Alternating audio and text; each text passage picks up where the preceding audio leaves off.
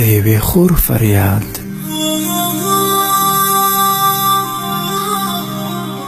زما نوم صالحه ده. 10 کاله مخکې نامزده شوې یم، خو لا تر اوسه د پلار پر کور ناسته یم.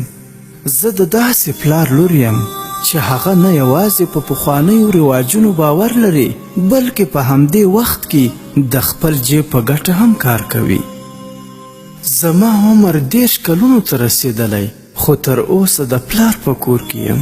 واده او د کورنۍ جوړول په خوب لا هم نشم لیدلی.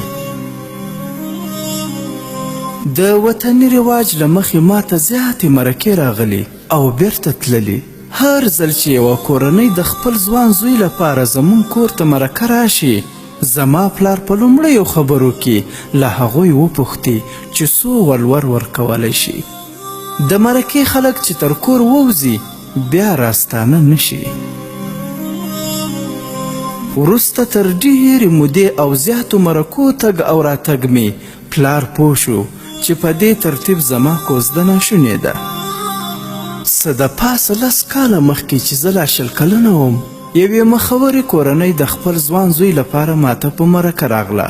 پلار مې په ډېر احتیاط له هغوی سره په ډېره خوښۍ خبرې کولې او د ولور په اړه یې یوه خبره لا هم پر خوله نه راوړل. وروسته تر ډېرو خبرو اترو تګ او راتګ زما کوزده وشوه. تقریبا 6 میاشتې وروسته زما د راتلونکي خسر کورنۍ موږ ته د واده کولو خبر راکړ. زما پلار هغوی ته وویل چې 10 لکه افغانۍ راوړئ او واده یوسئ. د پیسو او په خاصه توګه بیا د 10 لکو افغانیو په اړه زما د کوزدې په وخت هیڅ خبره هم نه وه او نه هم زما پلار د پیسو هیله ښکاره کړې وه. زما د راتلونکي خاوند کورنۍ حیرانه پاتې شول او ویې ویل چې په دې اړه خو کومه پرېکړه نه وه شوې. زما د پلار دلیل دا و چې زه خو د لور پلار یم او باید خپلې لور ته څه برابر کړم. زما د خسر کورنۍ چې هر څومره دلایل وړاندې کول او ویلې چې دومره پیسې نه لري، 1 لک یا 1.5 لک به برابرې کړي، خو زیاتې یې له وسه وتلي دي. خو زما پلار پر خپل فکر ډاډه و او هیڅ له خپلې خبرې نه اوښت. خبره تر قومي مشرانو او د مسجد تر ملا صاحب پورې ورسېده.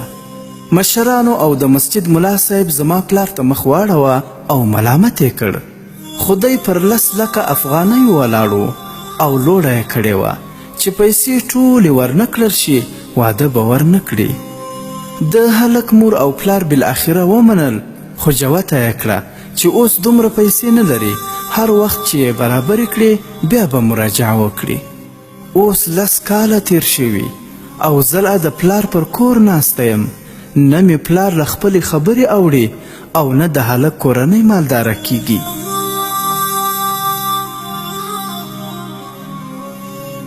زه له یوه پلوه له دې بې برخلیک ژوند نه بېزاره شوې یم او له بله پلوه ویره لرم چې زما راتلونکی خاوند به بله ښځه وغواړي او زه به پاتې شم.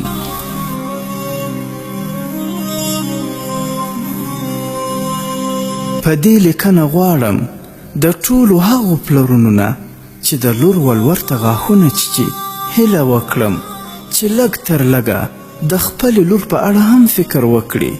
خدای خبر چې زموږ په هیواد کې به څومره پیغلې د زیات ولور له امله په کورونو کې ناستې وي او پلرونه به یې د زیات ولور خوبونه ویني.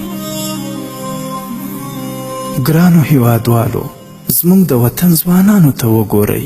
څوک په ترکیه، څوک په ایران او څوک په سعودیه کې مسافر دی د همدې زیات ولور د لاسه.